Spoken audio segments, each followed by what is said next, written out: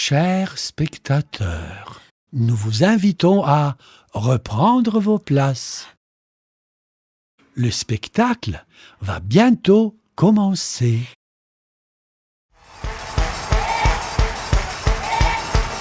Bonsoir Paris, à bientôt.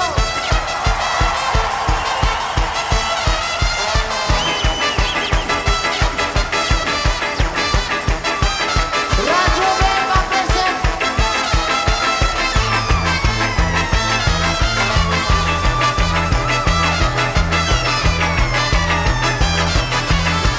¿Qué pasó? Radio Beba.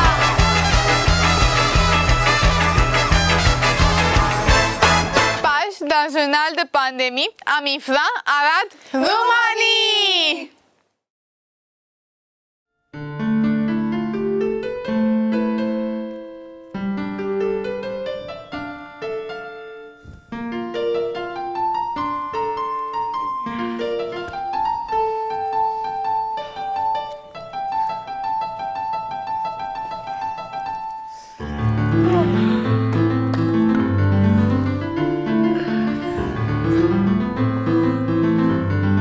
Irina, regarde!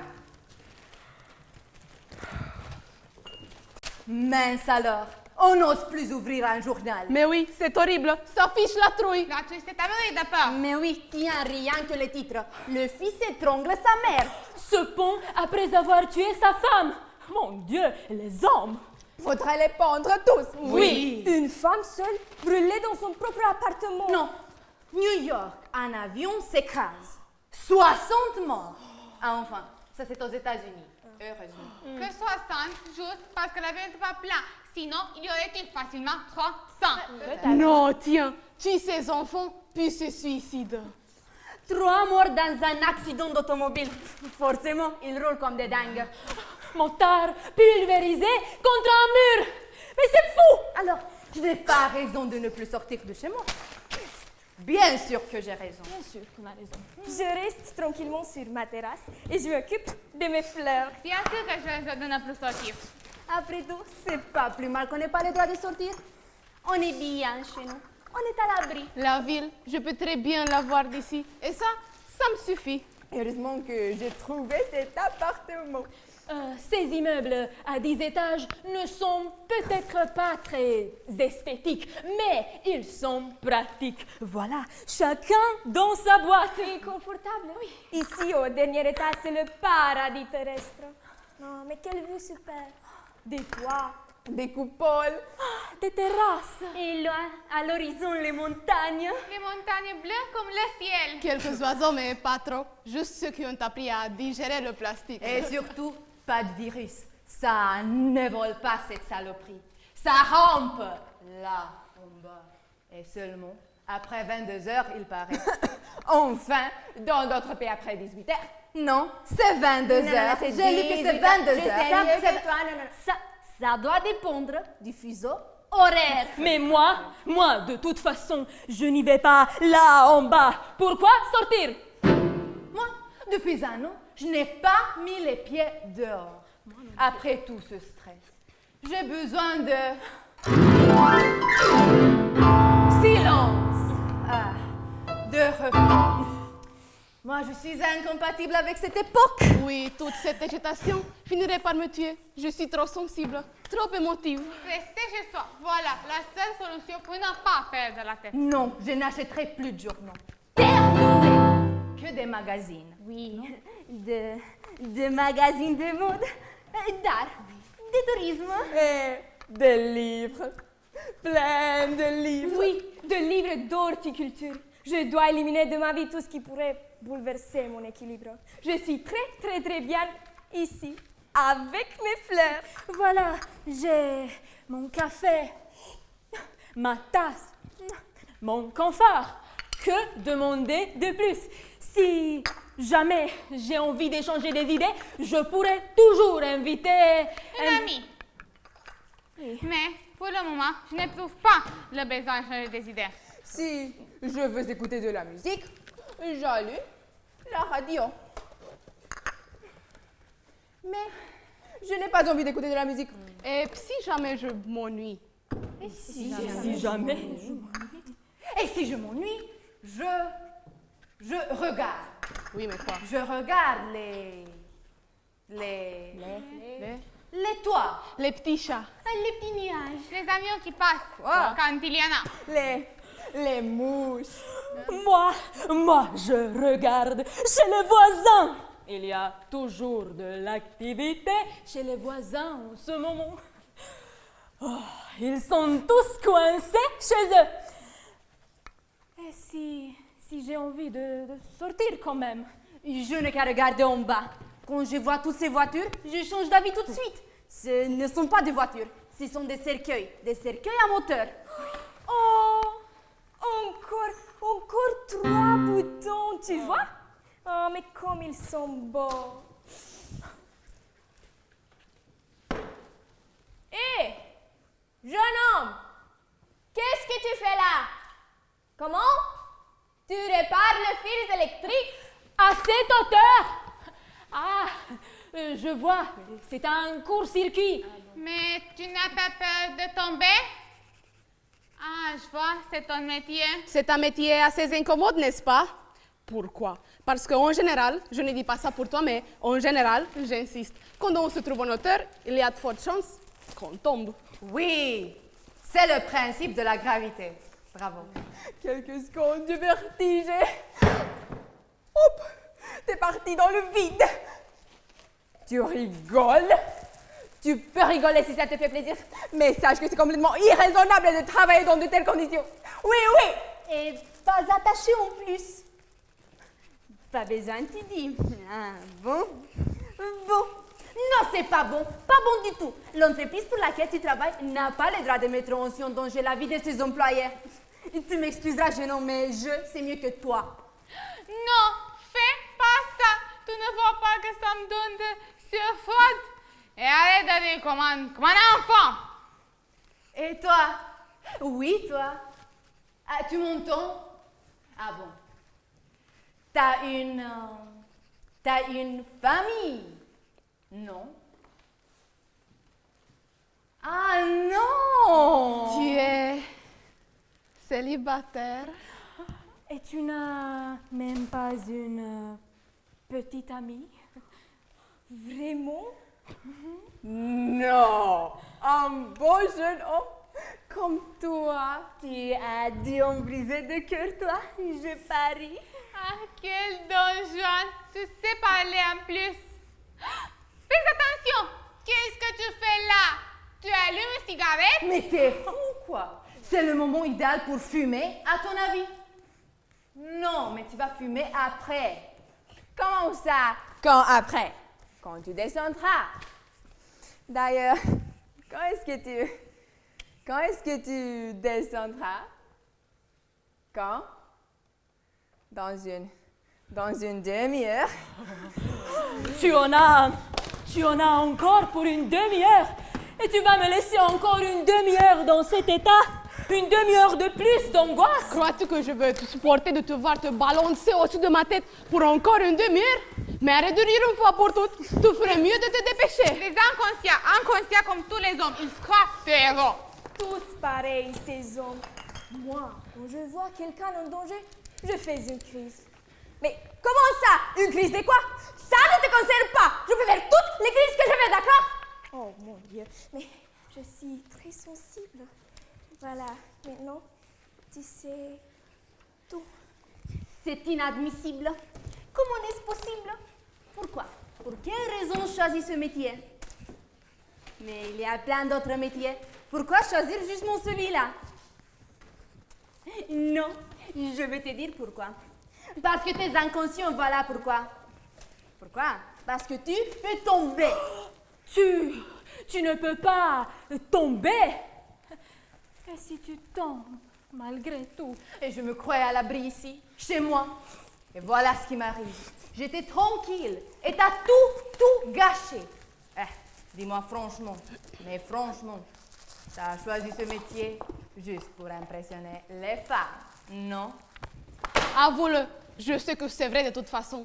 Tu leur racontes comment tu passes tes journées comme ça, accroché entre le ciel et la terre, comment tu voles de fil en fil, et les voilà toutes à tes pieds. Trop facile. Mon Dieu, et tout ça pour un simple court-circuit. Une demi-heure de torture, juste pour réparer des fils. J'étouffe. Étouffe déjà. Oui, quoi? Quand c'est comme ça, j'ai besoin de manger du sucré. Oui, c'est le médecin qui m'a conseillé. Mais j'ai bon manger. Ça ne fait pas passer la crise cette fois, puisque tu es toujours là. Vas-y, fais ce que tu as à faire. Ne traîne pas.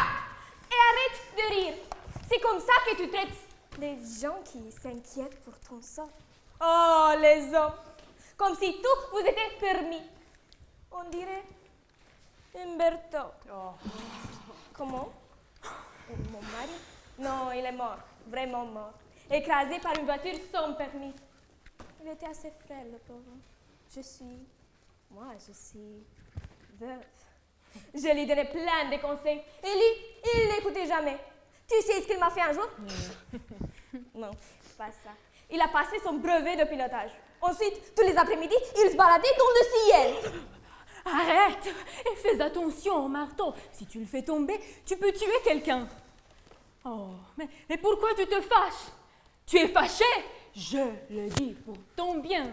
Tu sais, ma belle-sœur, il lui est arrivé la même chose avec un pot de fleurs. Elle était en train d'enlever les feuilles mortes quand, plouf, le pot est tombé sur la tête d'une dame qui promenait son chien dans la rue. Elle est morte sur le champ. Que veux-tu? Ça peut arriver.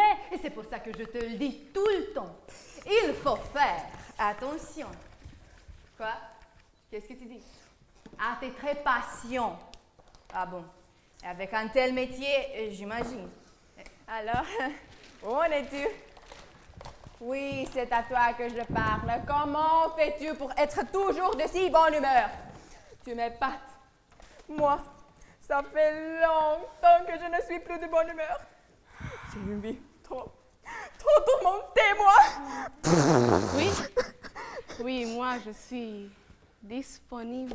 Il était là-haut dans le ciel, dans son avion. Il me disait qu'il s'y sentait libre comme un vautour. Et moi, je crevais de peur. Tous les midis, il se dépêchait de finir son assiette et il y courait. Il courait. Mais comment où? À l'aéroport. Il voulait m'emmener moi aussi dans cette machine. Tu penses? Un avion. Une boîte en fer. Oui. Et avec un seul moteur en plus. Non, jamais de ma vie. J'ai refusé catégoriquement de monter dans ce truc.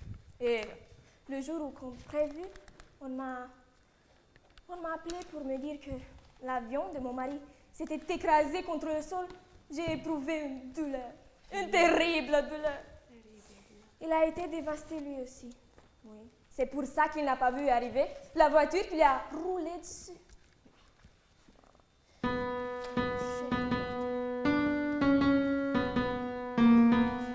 Mais j'étais en même temps soulagée. Je n'avais plus peur. Je recommençais à vivre. Oui, le mien, il est parti avec une autre, mais il m'a laissé comme compensation une petite fortune. Je me suis acheté cet appartement, un petit chez moi, paisible pour continuer ma vie sans souci, sereinement. Jusqu'à ce que tu passes par ici. Je suis heureuse quand je me suis réveillée ce matin. Tu t'en fous, non? Qu'est-ce que tu fais là?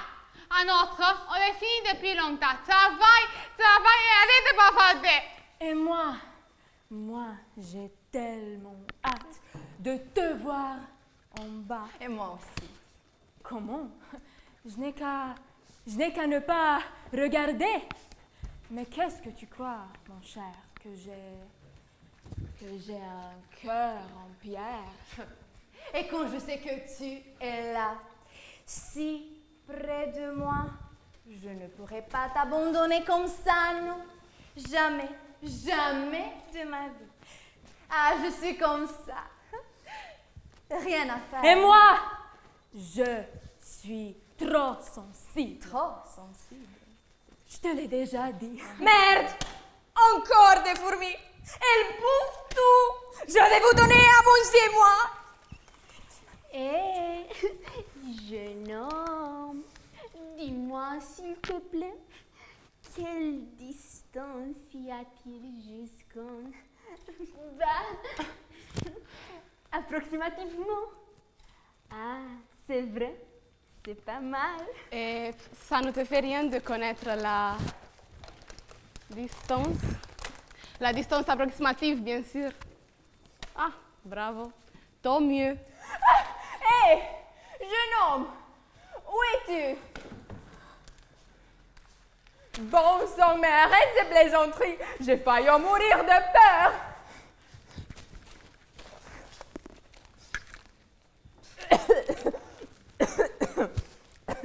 Tu l'as fait exprès. J'en suis sûre. Oui, tu t'es caché là pour me faire peur. Un instant, j'ai cru que tu étais tombé. Mais tu rigoles encore. Mais c'est pas vrai. Il n'y a rien de drôle. Arrête! Tu ne vois pas dans quel état? Dans quel état je suis? Ah, je te prie de ne plus commettre des imprudences pareilles, d'accord? Quoi? Non, mais ça peut arriver, t'as le vertige une seconde et tu te retrouves en bas. Non, par exemple, ma voisine. Moi? Non, l'autre, là où j'habitais avant. Son chien est sorti un jour par la fenêtre et se promenait sur le toit de la maison d'à côté. Son frère, un gamin, il est monté chercher la bête. Quand il est arrivé au bord du toit, je le revois si bien. Le visage blanc comme un cadavre. Il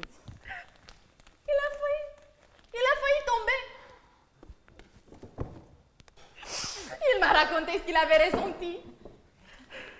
Il m'a dit qu'à un moment donné, tout avait commencé à tourner autour de lui. De plus en plus vite, et de plus en plus vite, et de plus en plus vite, et de plus en plus vite, et de... Quoi? Ah, qu'est-ce que tu... Ah, que je te laisse travailler? Mais qui t'empêche de travailler, mon cher, moi? Oui. Mais pas du tout, je lui tiens compagnie, d'accord? Non. Dépêche-toi. Mais pourquoi tu t'énerves et tu dis que tu es patient? Tu n'es même pas capable de supporter la conversation avec moi. Mais qu'est-ce que tu fais, malheureux? Regarde où te met le pied. T'es fou? Si tu restes comme ça, tu vas sûrement tomber. Accroche-toi bien. Mais accroche-toi. T'as pas le vertige? Ça ne t'est jamais arrivé? À moi non plus, mais... Mais on ne sait jamais. Il y a des moments où...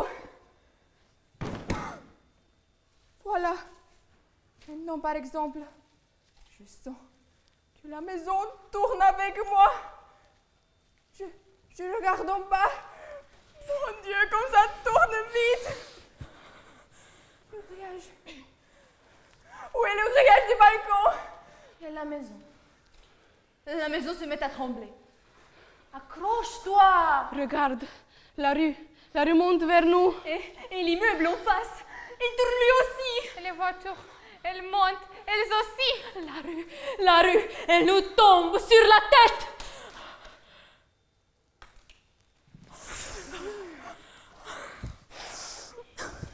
Mais qu'est-ce qu'il est bête? Regardez en bas, juste au moment où il ne fallait pas. Imbécile. Mais quelle fin tragique. J'en comprends pas. Quand on n'est pas capable de garder son équilibre, on ne choisit pas ce métier. J'ai les jambes qui tremblent. J'en reviens pas. Quelle peur j'ai eue. Ah, horrible, il vaut mieux ne plus regarder. Non.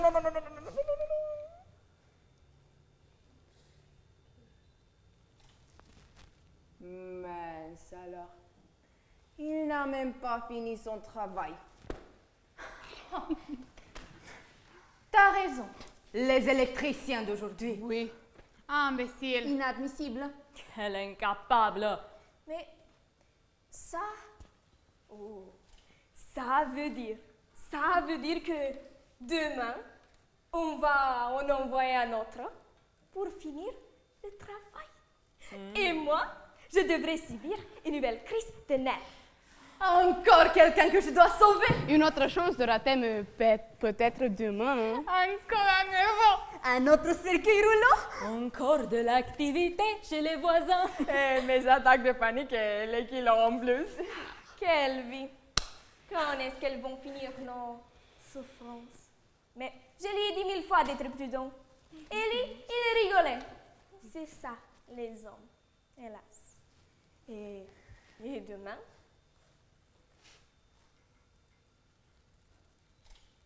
Un autre. C'est la vie.